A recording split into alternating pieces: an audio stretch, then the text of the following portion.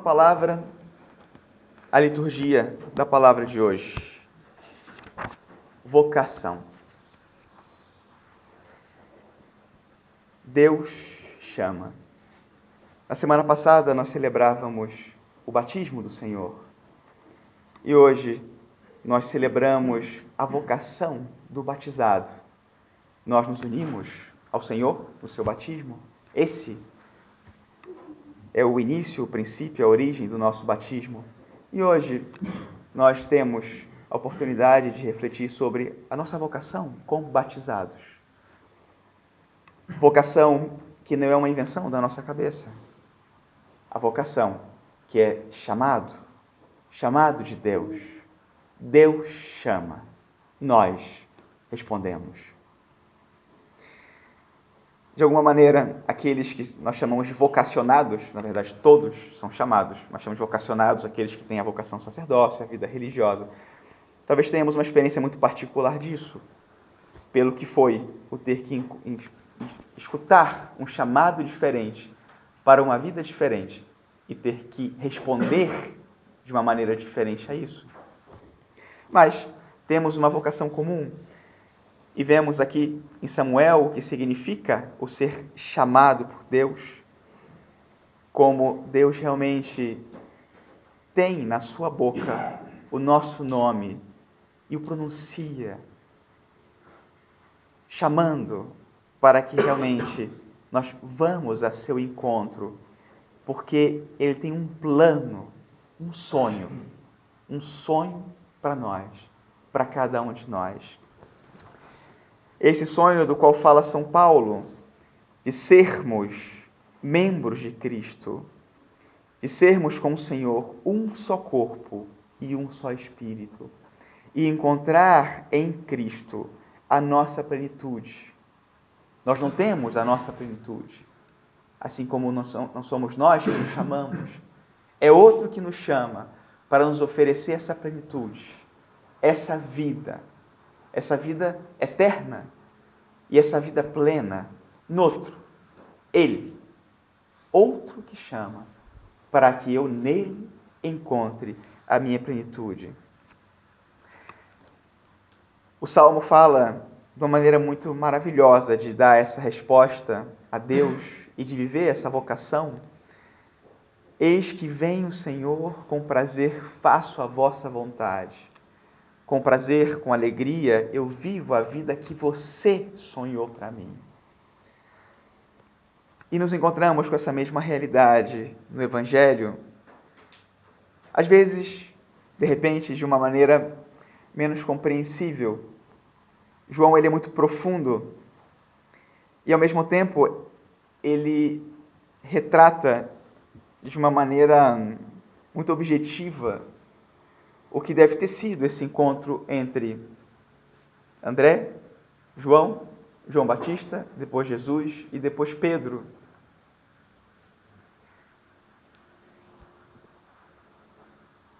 João apresenta Nosso Senhor como o Cordeiro de Deus. Eu fico imaginando que, na verdade, essas palavras não eram de João Batista, eram de João. Foi ele que teve a experiência profunda do amor de Deus e percebeu o que era realmente essa identidade do Filho de Deus. João, eu acho que ele é muito mais rude, muito mais austero, uma pregação muito mais forte de conversão. Então, às vezes, pensar que, de repente, João tem uma mudança total e fala, eis o Cordeiro de Deus. De repente ele falou, mas é difícil encaixar na boca de João essa palavra, Mas vamos lá, ele disse isso. E ele apresentou a João e a André o Cordeiro de Deus. Acho muito interessante essa palavra nesse dia em que celebra a primeira comunhão de Ezequiel, porque hoje ele vai ter a oportunidade de dar essa resposta de uma maneira diferente também.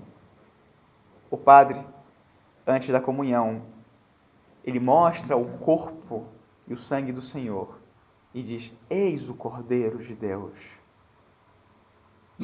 E a Assembleia e cada um de nós dá uma resposta. Normalmente a nossa resposta, ela condiz com a realidade da nossa miséria. Reconhecemos o Salvador e ao mesmo tempo sabemos que não somos dignos de recebê-lo. Senhor, eu não sou digno de que entres em minha morada, mas eu preciso que tu me cures. E é interessante porque a resposta hoje de João e de André é diferente. Essa não é a resposta deles. Eles, em lugar de guardarem distância, eles vão atrás de Nosso Senhor, e Nosso Senhor está caminhando, de repente, à margem aí do lago, e eles vão andando atrás de Jesus. E é uma situação estranha, porque Nosso Senhor se vira e fala: olha, o que vocês estão fazendo aqui? Por que vocês estão me seguindo? Né?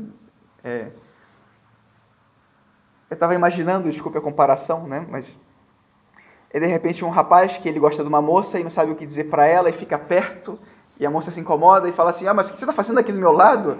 E ele quer dizer que gosta dela, mas ele não sabe como dizer. E aí sai uma palavra desse tipo: onde moras? Não tem nada a ver. Mas ao mesmo tempo tem tudo a ver. Eles querem entender a pessoa de Jesus. Eles escutaram aquela palavra de João Batista e creram.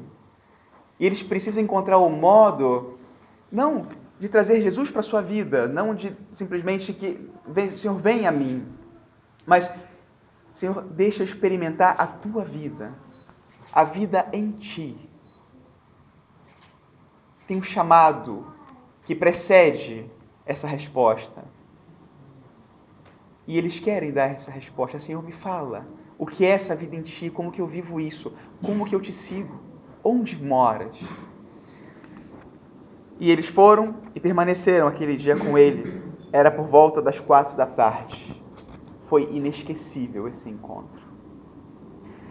Muitas vezes no Evangelho nós procuramos pelos detalhes para saber como foi exatamente, como aconteceu. E aqui nesse momento João coloca às 4 da tarde. Ele nunca se esqueceu daquele momento. Porque seria o momento que transformaria totalmente a sua vida. Eu escutei isso no primeiro cursilho do movimento que eu fiz. Uma pessoa que se encontra com Jesus Cristo, que vive profundamente o seu encontro com Jesus Cristo, jamais pode ser igual.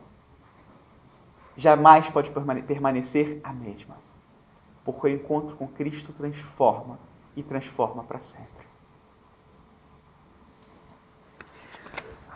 Estava refletindo sobre a vocação, lembrei que algumas semanas antes de entrar no seminário, um colega meu que sabia que eu ia entrar, ele falou assim: a gente tem um grupo de jovens e a gente tem um círculo de estudos, por que você não vem e fala sobre a vocação para a gente? Eu falei: bom, eu não sou nenhum especialista, porque eu estou acabando de receber a minha vocação e querer dar uma resposta, mas vamos lá, né? Vamos lá.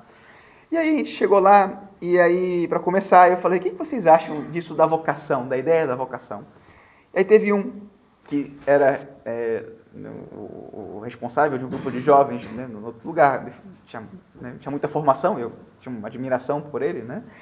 E aí ele me falou assim: não, eu não acredito nisso de vocação, eu acho que não tem vocação, você acha que esse é o caminho e você vai lá e faz. Né? O padre, não é que Deus chamou ele para uma coisa especial, ele tinha essa inquietude, ele achava que podia fazer mais, e aí eu fiquei pensando comigo: por que eu digo agora, né? Porque eu vim aqui para falar da vocação. Mas, ao mesmo tempo, eu sabia que ele estava errado. Porque eu não tinha decidido por mim mesmo entrar no seminário. Eu não resolvi por mim mesmo deixar a vida que eu tinha para fazer outra coisa. Louca. Deixado totalmente a minha vida para fazer uma coisa que eu nem sabia o que ia ser. Eu não tinha colocado por mim mesmo a inquietude no meu coração de dar a Nosso Senhor algo que eu não podia nem imaginar o que era, e que me transcendia totalmente. E que tinha em mim esse sabor de plenitude, que eu não podia explicar. Mas eu sabia que isso podia viver correspondendo àquilo que Deus me chamava, mesmo sem entender. Porque eu sabia que aquilo era maravilhoso, aquilo era grande. E aí, nesse momento que eu tinha isso dentro de mim, mas não sabia como explicar, eu lembrei dessas passagens, de algumas delas. Lembrei de Samuel, lembrei de Abraão, lembrei de Maria, lembrei de Jeremias. Dizia: não, peraí, mas olha as Escrituras. Nosso Senhor, como Ele olha para cada um e chama pelo nome, fala: você, Jeremias, você, Abraão, você, Maria. Eu sonhei para você um plano maravilhoso e eu te chamo.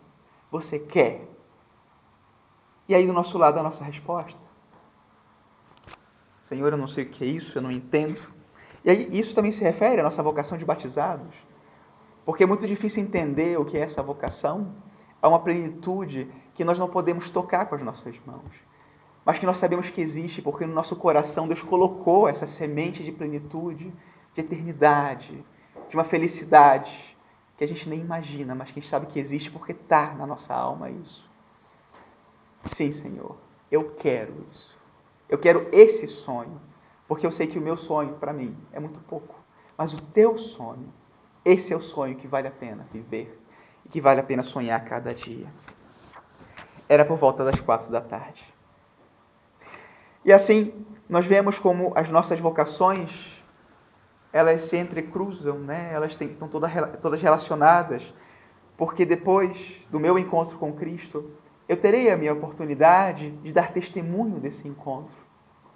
E vai ser outro, que vai receber as minhas palavras e que vai descobrir também Jesus Cristo e vai, por ele mesmo, fazer esse encontro. E aí nós temos que ser um pouco como Eli e dizer: não fui eu que te chamei, foi o Senhor que te chamou. Eu fui só um instrumento. Mas temos que ser bons instrumentos. Nós temos que corresponder.